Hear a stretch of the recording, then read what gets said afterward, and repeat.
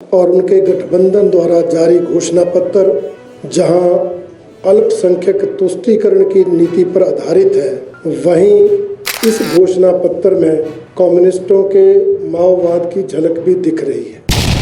और उनके गठबंधन द्वारा जारी घोषणा पत्र जहां अल्पसंख्यक तुष्टीकरण की नीति पर आधारित है, वहीं इस घोषणा पत्र में कम्युनिस्टों के माओवाद की झलक भी दिख रही है।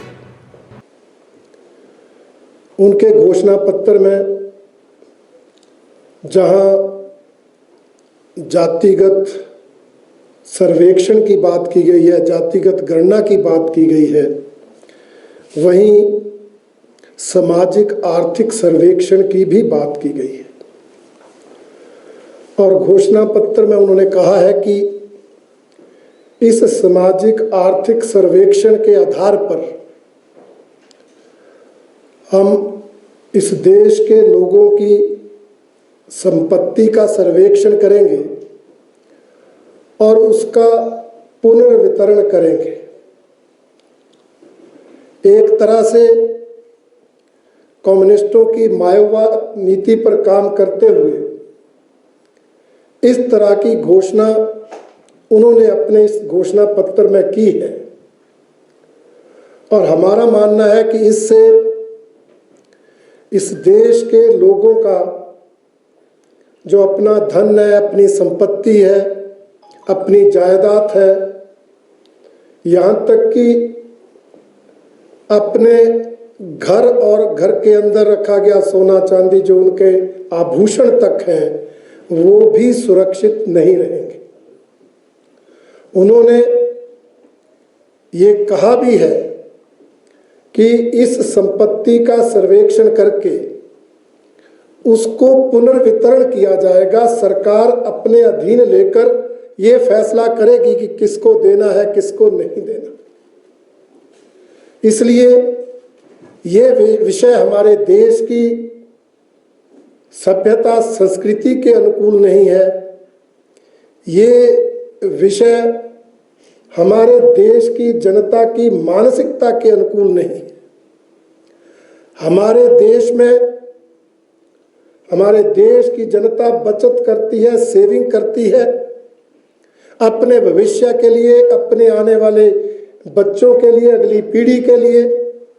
तो एक सेविंग का कॉन्सेप्ट हमारे देश की जनता की मानसिकता में रहता है।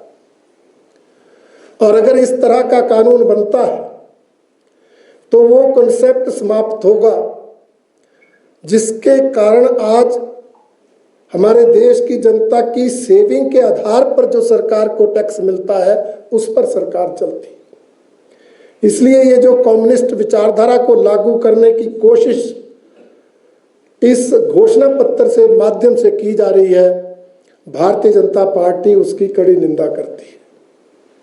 तो उनकी पार्टी के सलाहकार सैम पित्रोदा जी ने जो बयान दिया है, वो तो और भी घातक है। उन्होंने कहा है अमेरिका की तरह हिंदुस्तान में भी विरासत टैक्स लगाया जा सकता है, जिसके अनुसार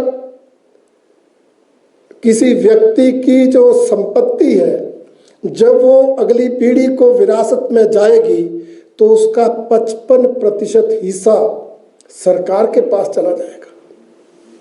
इस तरह का एक नया विचार कांग्रेस पार्टी के सलाहकार ने आज मीडिया के माध्यम से फ्लोट किया है, जो उनके घोषणा पत्र के उस माओवादी विचार के साथ भी मेल करता है कि ये इस देश में जो हमारी देश की सभ्यता संस्कृति है, जिसके अनुसार हमारा जीवन यापन होता है,